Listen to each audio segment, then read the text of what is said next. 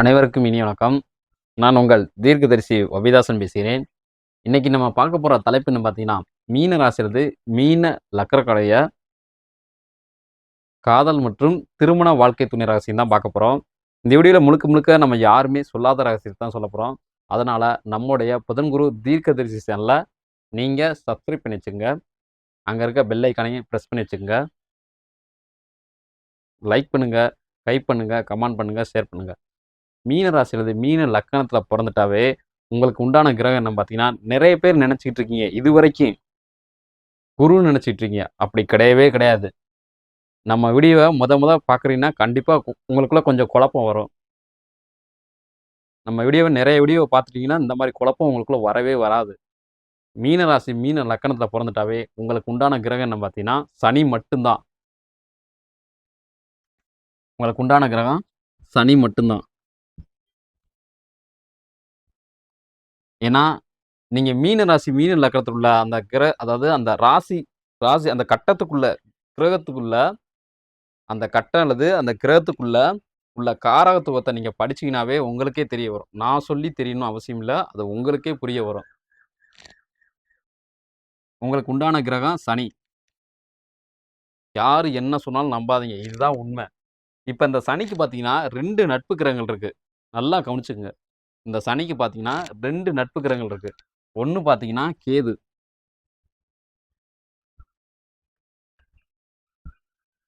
ஒண்ணு பார்த்தீங்கன்னா கேது. 2 பார்த்தீங்கன்னா ராகு. இந்த சனிக்கு இங்க இருக்க சனிக்கு யார ரொம்ப பிடிக்கும் பார்த்தீங்கன்னா, இங்க இருக்க ராகுவ தான் ரொம்ப பிடிக்கும். இங்க இருக்க கேதுவ காட்டிலும் இங்க இருக்க ராகுவ தான் ரொம்ப பிடிக்கும். மீன ராசி அல்லது மீன லக்னத்துல பிறந்துட்டாவே, எந்த கிரகத்தின் கீழ நீங்க செயல்படுவீங்க பார்த்தீங்கன்னா, முழுக்க முழுக்க சனி கிரகத்தின் கீழ தான் நீங்க செயல்படுவீங்க. மீன ராசிக்காரவளா இருந்தா சரி, சனியோட குணங்களையே பிரதிபலிப்பீங்க. மீன லக்னக்காரவளா இருந்தீங்கன்னா, சனியோட செயல்பாடுகள பிரதிபலிக்கும் நபர்களா நீங்க இருப்பீங்க. மீன ராசி, மீன லக்னத்துல பிறந்துட்டாவே 100%த்துல 60% பேர் மட்டும் தான் இல்லற வாழ்க்கையிலோ அல்லது காதல் வாழ்க்கையிலோ அடியெடுத்து வைக்கக்கூடிய ஒரு நபர்களா இருப்பாங்க. மிச்ச 40% பேரு சும்மா ஏனோ தானோன்னு வாழக்கூடிய ஒரு நபர்களாவே இருப்பாங்க. ஏனோ தானோன்னு வாழக்கூடிய ஒரு நபர்களாவே இருப்பாங்க. இப்ப மீன ராசி, மீன லக்னத்துல பொறந்துட்டாவே, இந்த 15 டூ 30 இந்த வயசுக்குள்ள காதல் எண்ணங்களோ, அல்லது திருமண சிந்தனைகளோ வருவதற்கான காலகட்டங்கள் பார்த்தீங்கன்னா, இந்த வயசுக்குள்ள வந்துட்டா எந்த பிரச்சனையும் இல்ல. ஆனா, அதுக்கு சில குறிப்பிட்ட கிரகங்கள் சப்போர்ட் பண்ணணும்.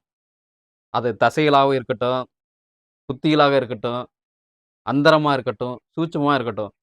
ஒரு குறிப்பிட்ட கிரகங்களில் தசைகள் அல்லது புத்திகள் அல்லது அந்தரம் அல்லது சூட்சம் நடக்கக்கூடிய காலகட்டத்திலாம், அளவுக்கு அதிகமா மீன ராசிக்காரர்களும் சரி, மீன லக்னக்காரர்களும் சரி, அந்த மாரி எண்ணங்கள் அளவுக்கு அதிகமா ஊட்டெடுக்கும். என்னன்னு பார்த்தீங்கன்னா, ஃபர்ஸ்ட்டு கிரகம் பார்த்தீங்கன்னா, சந்திரன்.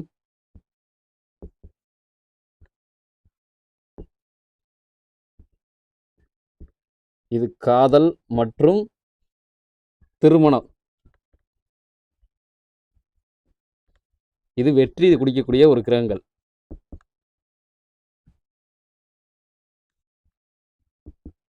2வது பார்த்தீங்கன்னா குரு.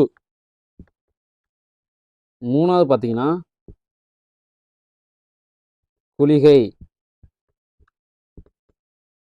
4வது பார்த்தீங்கன்னா செவ்வாய்.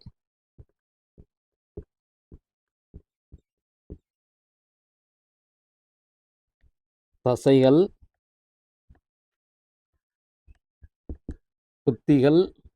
புத்தி அல்லது அந்தரம் அல்லது சூட்சமம்.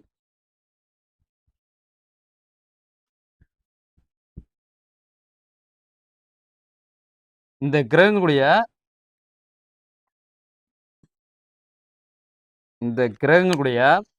சந்திரன், குரு, குளிகை, செவ்வாய். இந்த 4 கிரகங்களுடைய தசைகளோ அல்லது புத்திகளோ அல்லது அந்தரமோ அல்லது சூட்சமோ நடக்கக்கூடிய காலகட்டத்துல தான் காதல் வாழ்க்கையில அல்லது திருமண காண வாழ்க்கைக்கான எண்ணங்கள அதிகமா தூண்டக்கூடிய கிரகங்கள் என்னன்னு பார்த்தீங்கன்னா, இந்த 4 கிரகங்கள் மட்டும் தான்.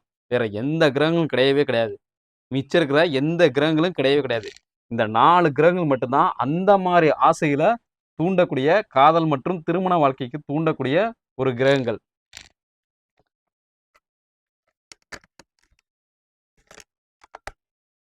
இப்ப இதுனா முழுக்க முழுக்க 100% வெற்றிய தரக்கூடிய கிரகங்கள்.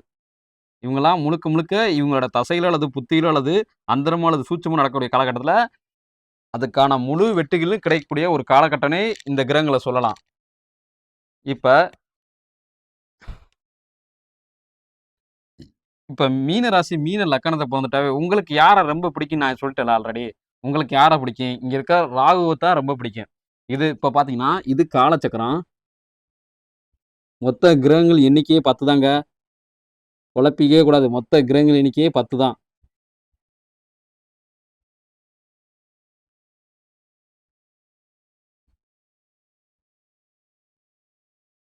மொத்த கிரகங்கள் எண்ணிக்கையே 10 தான். இப்ப இது சனியுடைய வீடுன்னு நான் சொல்ட்டேன் ஆல்ரெடி. உங்களுக்கு தெரியும். நான் சொல்லணும்னு அவசியம் இல்ல. மீனம். இது சனியுடைய வீடு. அப்ப நீங்க பார்ப்பீங்க. இங்க கேதுக்கு வீடு கிடையாதே. இங்க இருக்கிற ராகுக்கு வீடு கிடையாதே. அப்படின்னு நீங்க நெனச்சுக்கிட்டு இருப்பீங்க. அப்படி கிடையவே கிடையாது. இங்க கேதுக்கு வீடு இருக்கு. இங்க 12 கட்டத்துல இந்த கேதுக்கு இங்க வீடு இருக்கு. 12 கட்டத்துல இங்க ராகுக்கும் வீடு இருக்கு.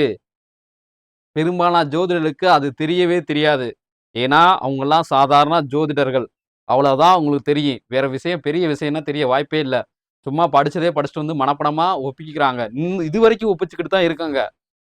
புதுசா எதுவும் யோசிப்போம் அந்த மாரி ஒரு எண்ணங்கள் கொண்ட நபர்கள் கிடையவே கிடையாது. ஏன்னா, அவ்வளவுக்கும் காரணம் பணம். அந்த ஒரு விஷயத்துக்காண்டி மட்டும் தான் புதுசா ஒரு எந்த சிந்தனையிலயும் அவங்க யோசிக்கிறதே கிடையாது. இப்ப இதுவும் சனி வீடா தான் வரும். நல்லா கவனிச்சுக்கங்க. இப்ப கேதுக்கு வீடு எதுன்னு பார்த்தீங்கன்னா, இங்க இருக்கிற இங்க இருக்கிற துலாம் தான் கேதுவுடைய வீடு.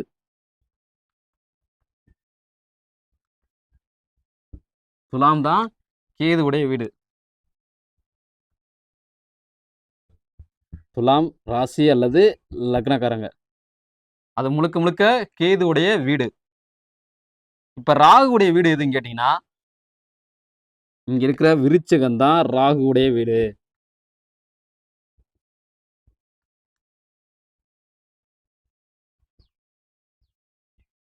விருச்சிகம் தான் ராகுவுடைய வீடு.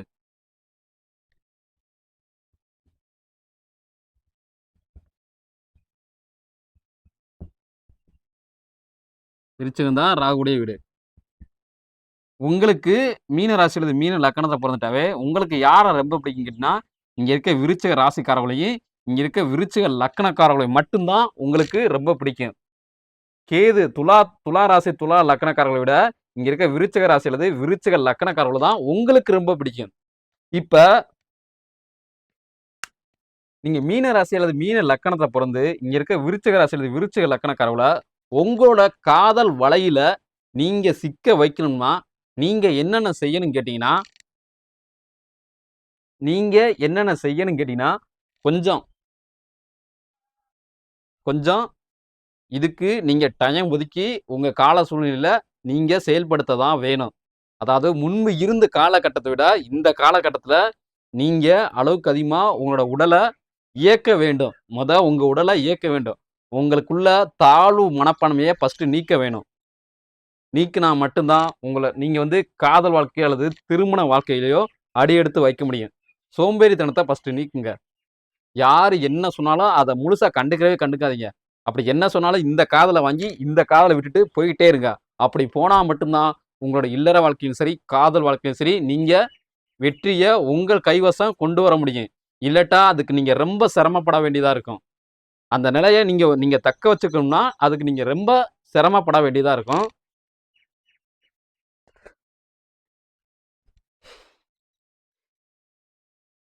இந்த விருச்சிக ராசி, விருச்சிக லக்னக்காரருடைய குணங்கள் என்னன்னு பார்த்தீங்கன்னா, மோஸ்ட்லி அவங்க வந்து ஓரளவு, அதாவது உங்கள விட ஓரளவு பொருளாதாரத்திலும் சரி, ஆ உயர் அந்தஸ்திலும் சரி கொஞ்சம் கூட தான் இருப்பாங்க. உங்கள விட கூட தான் இருப்பாங்க. இவங்களுடைய குணங்கள் முழுக்க முழுக்க திடீர், அதாவது பெரும்பாலும் உழைக்கும் நபர்கள காட்டிலும் திடீர் அதிர்ஷ்டத்த எதிர்பார்த்து இருக்கக்கூடிய ஒரு நபர்களா இருப்பாங்க. அது எது வேணாலும் இருக்கலாம். லாட்டரி அதிர்ஷ்டமா இருக்கலாம், பிறரோட பொருள் அதிர்ஷ்டமா இருக்கலாம், எது வேணாலும். பிறரோட அதிர்ஷ்டத்த நம்பியே முழுக்க முழுக்க இருக்கக்கூடிய ஒரு நபர்கள். விருச்சிக ராசிக்காரரும் சரி, விருச்சிக லக்னக்காரரும் சரி, ஓரளவு உழைக்கக்கூடிய ஒரு நபர்களா இருப்பாங்க. உங்கள விட ஓரளவு உழைக்கக்கூடிய ஒரு நபர்களா இருப்பாங்க. கொஞ்சம் இவங்களுக்குள்ள பார்த்தீங்கன்னா, கொஞ்சம் ஏமாற்று குணங்கள் அதிகமாக அதாவது ஏமாற்று குணங்கள் அதிகமாக இருக்கும். ஏமாற்று குணங்கள் அதிகமாக இருக்கும். பொய் சொல்லும் நபர்களாவே கொஞ்சம் இருப்பாங்க. அதனால நீங்க மீன ராசி, மீன லக்கணத்த பொறந்துட்டாவே, இவங்கள காதல் செய்யும்போது கொஞ்சம் ஜாக்கிரதையா தான் நீங்க காதல் செய்யணும். ஏன்னா, உங்கள ஏமாற்றக்கூடிய நபர்களாவே இருப்பாங்க. ஏன்னா, இங்க விருச்சிக ராசியில விருச்சிக லக்கணத்துல பொறந்துட்டாவே, அவங்க எந்த கிரகத்தின் கீழ செயல்படுறாங்கன்னு பார்த்தீங்கன்னா, இங்க இருக்கிற ராகு கிரகத்தின் கீழ மட்டும் தான் அவங்க செயல்பட்டுக்கிட்டு இருக்காங்க. அப்பன்னா, அவங்கள நீங்க காதலிக்கும்போது, அல்லது திருமணம் செய்யும்போதோ, நீங்க ரொம்ப ரொம்ப ஜாக்கிரதையா இருக்கணும். அப்படி இருந்தா மட்டும் தான் அவங்கட்டனா நீங்க வாழவே முடியும். நீங்க எப்பவும் போல சோம்பேறித்தனமா இருந்தீங்கன்னு வச்சுக்கங்க, உங்களுக்கு டேக்கா குடுத்துருவாங்க அவங்க. டேக்கா குடுத்துட்டு போக முடியாது. எங்கிட்ட எதுவும் கிடைக்காது. அது வேற விஷயம். ஆனா, சின்ன சின்ன விஷயத்துலாம் சின்ன சின்ன அதாவது சின்ன சின்ன செயலுக்கெல்லாம் உங்கள ஏமாத்தக்கூடிய ஒரு நபர்களா இருப்பாங்க. அதனால அத நீங்க முழுசா கண்டுபிடிச்சா தான், அந்த மாரி விஷயத்த கண்டுபிடிச்சா தான் உங்களோட வாழ்க்கையில கொஞ்சம் சந்தோஷமா இருக்கும். அந்த நிலைமைக்கு அவங்கள கொண்டுட்டும் போயிறாதீங்க. பொய் சொல்ற அளவுக்கு, திருட்டுத்தனம் செய்ற அளவுக்கு நீங்க அவங்கள கொண்டுட்டு போயே விட்டுறக்கூடாது. நீங்க காதல் செய்யும் நபரா இருந்தீங்கன்னா, உங்களோட உங்களுடைய இவங்களுடைய குணங்கள் பார்த்தீங்கன்னா, இப்படித்தான் இருக்கும். அத நீங்க முழுமையா ஏற்றுக்கொள்ளும் மனப்பக்குவம் இருந்தா மட்டும் தான், நீங்க இவங்கள காதலோ அல்லது திருமணமோ செய்யணும். சரிங்களா? ஏற்றுக்கொள்ளும் மனப்பக்குவம் இருக்கும் நபர்களா நீங்க இருந்தா மட்டும் தான், இவங்கள நீங்க ஏற்றுக்கொள்ள வேண்டும். ஏற்றுக்கொள்ளணும். இல்லாட்டா திருமண வாழ்க்கையில அல்லது காதல் வாழ்க்கையில பிரச்சனை வரத்தான் செய்யும்.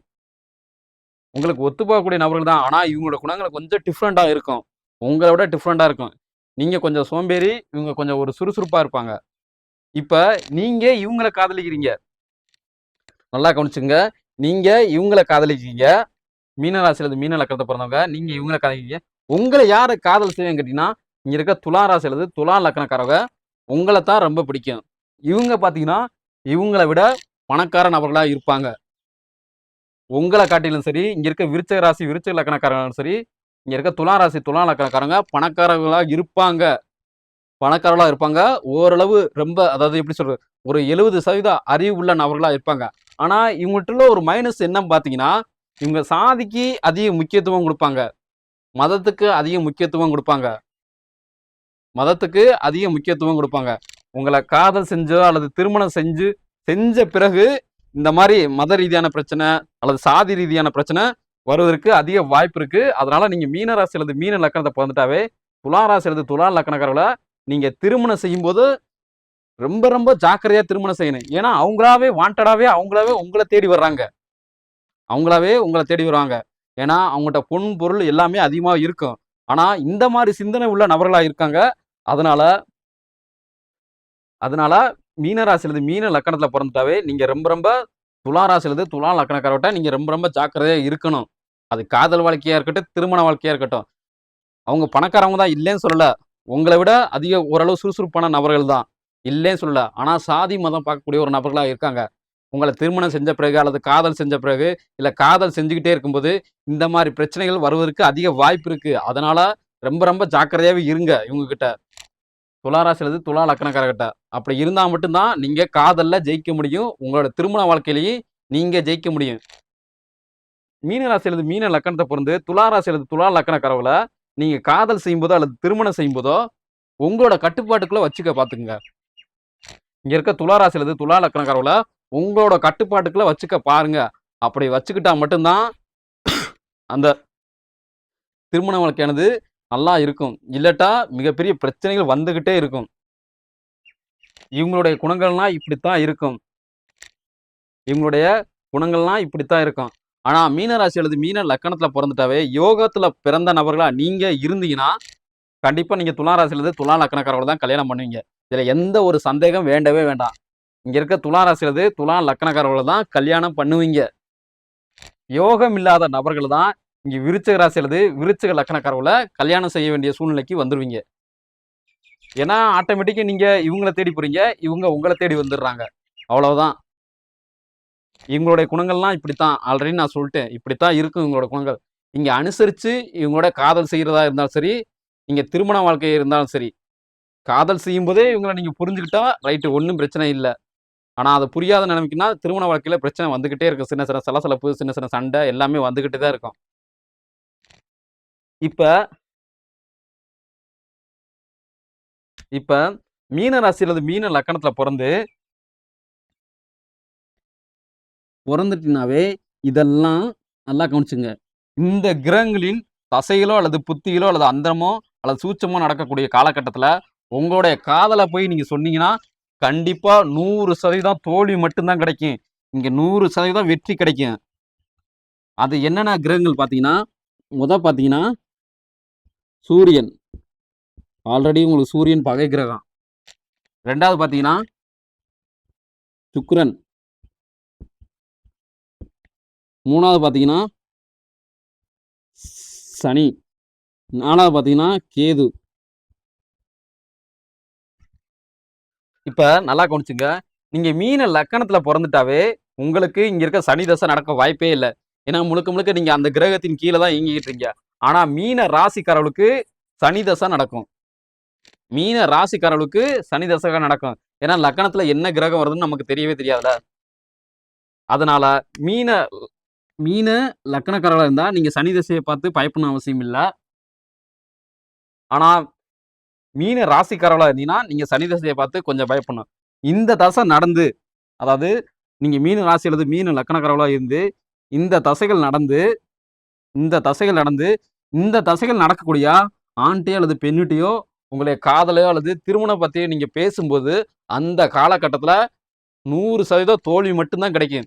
ஏன்னா இவங்கெல்லாம் முழுக்க முழுக்க தோல்வியை தரக்கூடிய ஒரு கிரகங்கள். இல்லற வாழ்க்கைக்கு அல்லது காதல் வாழ்க்கைக்கு தோல்வி தரக்கூடிய ஒரு கிரகங்கள். 100% தோல்வியை தருவாங்க. சூரியன் கேட்டீங்கன்னா முழுக்க முழுக்க ஒரு துறவற கிரகம். சூரியன் கேட்டீங்கன்னா முழுக்க முழுக்க ஒரு துறவற கிரகம். இங்க இருக்க சுக்கிரன் கேட்டீங்கன்னா உங்களுடைய ஆடம்பர வசதியை பார்த்து அல்லது பொன் பொருளை பார்த்து சரின்னு சொல்லக்கூடிய ஒரு மனப்பக்குவம் கொண்ட ஒரு கிரகம் சுக்கிரன். இங்க இருக்க சனி கிரகமானது சொல்லும், இழுத்துக்கிட்டே இப்ப சொல்லுமா அப்ப சொல்லுமா அப்படின்னு நினைச்சிட்டு இழுத்துட்டே போகக்கூடிய ஒரு நபர்களா இங்க இருக்க சனி தசையில அந்த மாதிரி செயல்பாடுகள் இருக்கும். இங்க இருக்க சனி தசையில அந்த மாதிரி எண்ண ஓட்டங்கள் தான் வரும். இங்க கேது தசை நடந்துச்சுன்னா முழுக்க முழுக்க சாதி மதம், அதாவது சாதியை பார்த்து அல்லது மதத்தை பார்த்து அந்த மாதிரி ஒரு ஓகே சொல்லக்கூடிய காதலுக்கோ அல்லது திருமணத்துக்கோ சரின்னு சொல்லக்கூடிய ஒரு கிரகமா இருக்கும். அதனாலதான் முழுக்க முழுக்க இந்த கிரகங்கள்லாம் முழுக்க முழுக்க நான் தோல்வியிலேயே வச்சிருக்கேன். இது தோல்வி தரக்கூடிய ஒரு கிரகங்கள் தான். முழுக்க முழுக்க காதலிச்சிரும் ஃபர்ஸ்ட் நீங்களா இருந்தீங்கன்னா நீங்க இவங்களை காதலிச்சிட்டீங்கன்னா இந்த தசை நடக்கும்போதோ அல்லது இந்த தசைகள் நடக்கும்போதோ அல்லது இந்த புத்திகள் நடக்கும்போதோ அல்லது இந்த அந்தரம் நடக்கும்போதோ இந்த சூச்சம் நடக்கக்கூடிய காலகட்டத்துல உங்களுக்கு இந்த தசைகள்லாம் நடந்து இந்த தசை நடக்கக்கூடிய நபர்கிட்ட நீங்க போய் உங்க காதலோ அல்லது திருமணத்தை பத்தி நீங்க பேசுனீங்கன்னா கண்டிப்பா அதுல 100% தோல்வி மட்டும்தான் கிடைக்கும்.